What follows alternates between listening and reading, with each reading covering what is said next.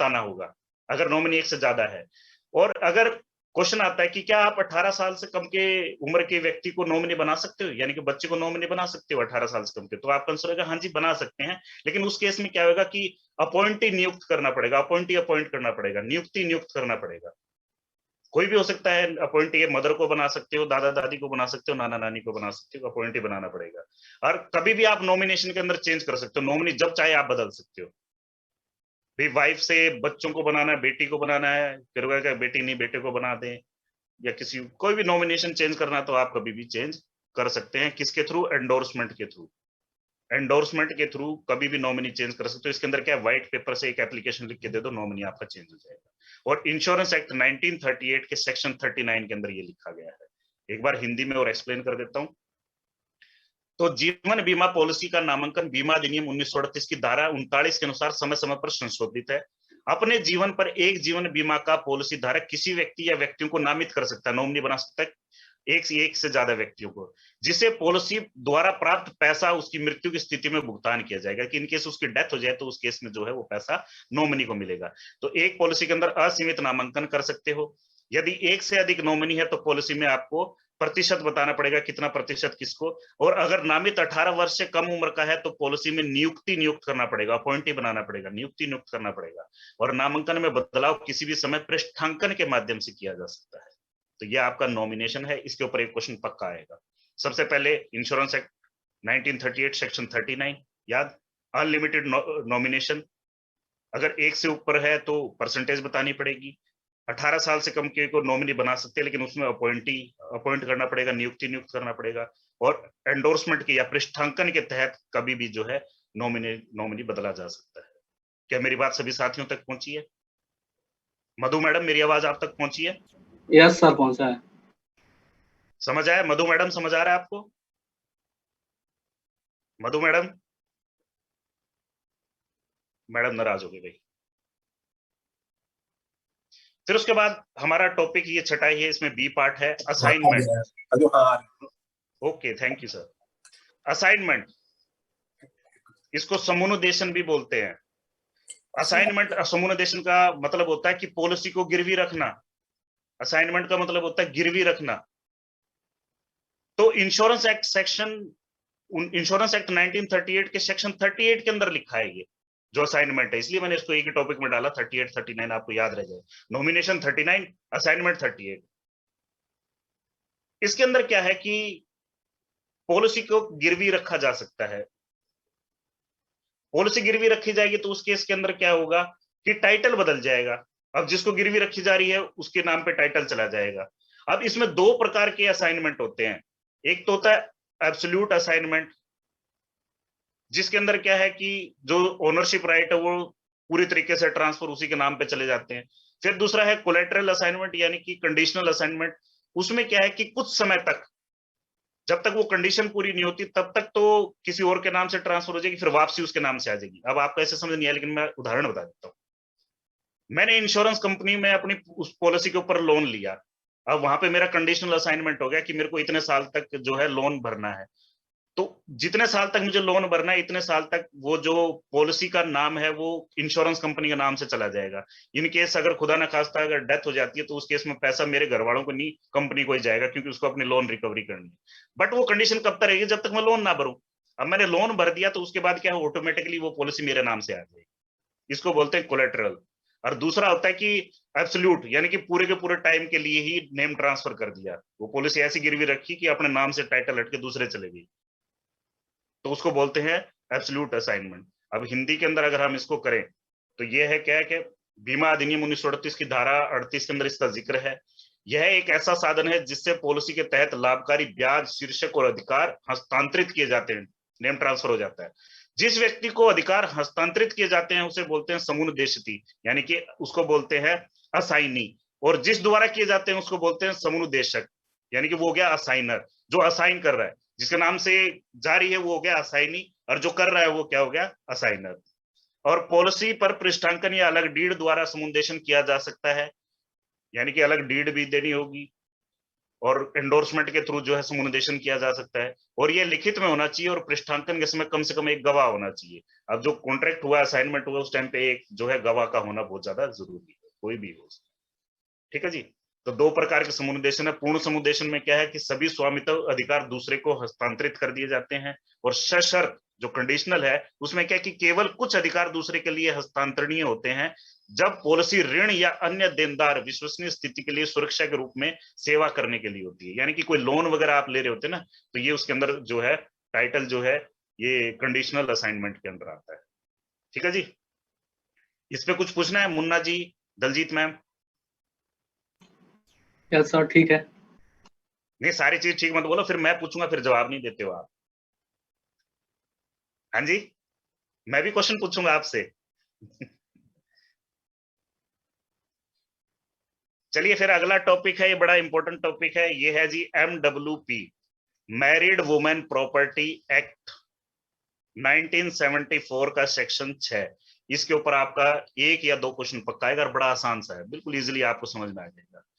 मैं थोड़ा सा एक्सप्लेन करके इसको बता देता हूँ, 5 मिनट मुझे लगेंगे, फिर उसके बाद आपको ये सारी जो इसकी टर्म एंड कंडीशन समझ में आ जाएगी। MWP सबसे पहले तो फुल फॉर्म पूछ लेता है। मैरिड वुमेन प्रॉपर्टी एक्ट कब आई थी? 1874। उसके तहत बीवी और बच्चों को राइट्स कौन से सेक्शन में दिए गए? सेक्शन 6। मैं दोबारा रिपीट कर रहा हूं, MWP full form married women property act कब? 1874 में आई। कौन सा सेक्शन? सेक्शन 6। हिंदी में बोलते हैं विवाहित महिला संपत्ति अधिनियम 1874 का अनुभाग 6। मुन्ना जी, विवाहित महिला संपत्ति अधिनियम 1874 का अनुभाग 6। इसके तहत क्या है? अब विवाहित महिला संपत्ति अधिनियम यानी कि जो मैरिड वुमन है उनको राइट्स दिए गए हैं। क्या राइट्स दिए गए हैं? कि इसके तहत क्या, जो पॉलिसी खरीदेगा, जो पॉलिसी होल्डर होगा, उसके तहत जो है इसमें बेनिफिशियरी जो है अपनी वाइफ को, अपने बच्चों को, या वाइफ और बच्चों दोनों को बेनिफिशियरी इसके तहत बना सकता है। अब एक एग्जांपल क्या है कि इसके राइट्स जो है वो ट्रांसफर नहीं किए जा सकते। मान लीजिए कि कोई बिजनेसमैन है, खासकर ये बिजनेसमैन और उन पे ज्यादा लागू होती है। तो अब बिजनेसमैन का बिजनेस जब तक बढ़िया चल रहा है बिल्कुल ठीक है, बहुत बढ़िया है। लेकिन अगर मान लीजिए कि बिजनेस के अंदर लॉसेस हो जाते हैं तो ऐसी स्थिति हो जाती है कि बिजनेसमैन के घर तक भी नीलाम हो जाते हैं। ऐसा तो आपने देखा भी होगा, सुना भी होगा। तो उस केस में अगर हम लोग उस बिजनेसमैन के पास जाते हैं कि सर चलो आज आपका काम बहुत बढ़िया चल रहा है, बहुत बढ़िया आलीशान बंगला बना रखा है, बच्चों को भी विदेशों में पढ़ा रहे हैं, सारी चीजें हैं। मान लीजिए कि बिजनेस के अंदर कोई लॉसेसों के एग्जाम्पल भी बताए जा सकते हैं। तो आप ऐसा चाहेंगे कि आपको ऐसी स्थिति हो जाए कि घर तक भी नीलाम हो जाए और आपके बच्चे रोड पे आ जाए, और जो प्लस में आपकी देनदारी है बैंकों की या किसी व्यक्ति से, वो आपके बच्चों को परेशान करे। ऐसा आप सोच सकते हैं? तो वो कहेगा नहीं ऐसा नहीं। तो सर MWP एक्ट आप अपनी पॉलिसी के ऊपर करवा लीजिए। उसके तहत क्या है कि इन केस ऐसी कंडीशन आ जाएगी तो उस केस के अंदर जो उस पॉलिसी के लाभ है उसका फायदा आपके बच्चे और आपकी बीवी ही उठा सकते हैं, और उनको कोई कोर्ट, कोई बैंक या कोई लेनदार, कोई क्रेडिटर, कोई भी उनको पैसों को छू भी नहीं सकता। वो प्योरली जो है उन बच्चों का और जो है आपकी वाइफ का राइट होगा। अगर MWP एक्ट लगी है तो कोई कोर्ट, कोई बैंक, कोई इनकम टैक्स डिपार्टमेंट, कोई क्रेडिटर, कोई भी वो नहीं कर सकता इसको। ठीक है जी। अब इसको थोड़ा सा पढ़ लेते हैं। Under section 6 any insurance policy taken by the husband on his own life, यानी कि अंडर सेक्शन 6 के तहत कोई भी इंश्योरेंस पॉलिसी कोई हस्बैंड अपनी लाइफ के ऊपर लेता है and endorse under the MWP in favour of his wife और चिल्ड्रन और एनी ऑफ देम, और जो वो एंडोर्स कर दी गई है अंडर MWP किसके फेवर में? या तो केवल पत्नी के फेवर में, या फिर बच्चों के, या फिर पत्नी और बच्चे दोनों के फेवर में। Will always be their property, वो हमेशा उनकी प्रॉपर्टी रहेगी। None of the husband creditor will have any right over the policy, कोई भी हस्बैंड का क्रेडिटर यानी कि उससे कर्जा लेने वाला उसके ऊपर अपना राइट नहीं दिखा सकता। कर्जा लेने वाला कोई भी हो सकता है, बैंक भी हो सकता है, कोई व्यक्ति भी हो सकता है। Even the husband parent will not have any right to the benefit, यहां तक कि हस्बैंड के जो पेरेंट्स है उनका भी इस पॉलिसी के ऊपर कोई राइट नहीं बनता। और आप क्या बात कर रहे हो, in fact the husband himself will not have any right, husband को खुद भी कोई राइट नहीं होता इसके अंदर। टोटल बेनिफिट है वो सारा का सारा बीवी और बच्चों को जाता है। जो जिसने पॉलिसी कराई हस्बैंड ने, उसका भी राइट नहीं है इसके अंदर। तो इसके तहत ये 6 पॉइंट बनते हैं जिसके ऊपर आपको लर्निंग करनी है। सबसे पहले MWP की full form married women property act आई कब 1874 में, 1874 में। कौन से सेक्शन के अंदर राइट्स दिए गए हैं बीवी और बच्चों को, वो सेक्शन 6 के अंदर दिए गए हैं। और इसके अंदर क्या है, या तो पॉइंट नंबर 1 को ध्यान से देखिए, ओनली वाइफ, केवल पत्नी को आप इसके अंदर बेनिफिशियरी बना सकते हो, या केवल बच्चों को ओनली चिल्ड्रन, या फिर वाइफ और चिल्ड्रन दोनों को आप इसके अंदर जो है बेनिफिशियरी बना सकते हो। लेकिन ट्रस्टी की बात आ जाए, बेनिफिशियरी है जिसको पॉलिसी के बेनिफिट मिले, ट्रस्टी है जो देखभाल करने वाला है पॉलिसी का। तो ट्रस्टी इसके अंदर क्या कौन हो सकता है, या तो वाइफ हो सकती है, बच्चे भी हो सकते हैं लेकिन वो 18 साल से ऊपर की। अब सीधी सी बात है कि 18 साल से कम का जो बच्चा है वो पॉलिसी के अंदर बेनिफिशियरी हो सकता है लेकिन ट्रस्टी नहीं हो सकता। ट्रस्टी या तो पत्नी बनेगी या फिर 18 साल से ऊपर के अगर बच्चे तो बनेंगे। No court, bank, income tax department और क्रेडिटर कैन अटैच पॉलिसी। कोई बैंक, कोई इनकम टैक्स डिपार्टमेंट, कोई क्रेडिटर, कोई भी इसको अटैच नहीं कर सकता अपने साथ। और इसके अंदर कोई बदलाव नहीं हो सकते, बाद में जाके सोचे कि इसको बदल दूं उसको बदल दूं। एक बार जो शुरू में लिखी गई वो लिखी गई, कोई चेंजेस इसके अंदर आप नहीं कर सकते। और इन केस जो प्रपोजर है, जो पॉलिसी करवा रहा है, यानी कि जो हस्बैंड है, अगर वो ट्रस्टी नहीं बताता भी, उसमें पॉलिसी में उसने बताया नहीं कि भी कल को हर इंसान की अपनी मेंटालिटी होती है कि ट्रस्टी ना बताए, तो उस केस में क्या है, उस पॉलिसी के जो ट्रस्टी है वो गवर्नमेंट ट्रस्ट बन जाती है। वो फिर फैसला देती है कि इसके लीगल राइट्स किसके बनते हैं, उनको पैसा दे देती है। कांट बी असाइंड, यानी कि गिरवी नहीं रखी जा सकती है, असाइन नहीं की जा सकती किसी को भी। तो सीधा सीधा जो राइट है वो बीवी और बच्चों का है। इसमें थोड़ा सा हिंदी में एक्सप्लेन करूं तो और अच्छे से आपको समझ में आ जाएगा।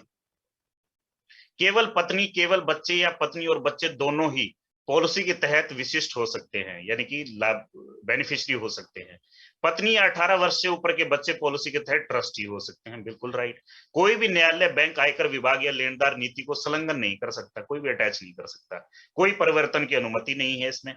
और यदि प्रस्तावक ट्रस्टी का उल्लेख नहीं करता तो सरकारी ट्रस्ट जो है वो ट्रस्टी हो जाएगा इसमें, अगर वो बताता नहीं है। ये मैं हिंदी में, इंग्लिश में आपको एक्सप्लेन कर चुका हूँ। समुदेशन नहीं किया जा सकता, पॉलिसी को असाइन नहीं कर सकता, गिरवी नहीं रखी जा सकती, इसके तहत लोन नहीं लिया जा सकता, सीधी सी बात है।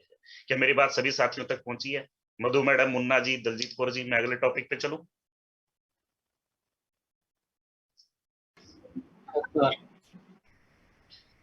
फिर टॉपिक नंबर 8 आ गया आपका एजेंट।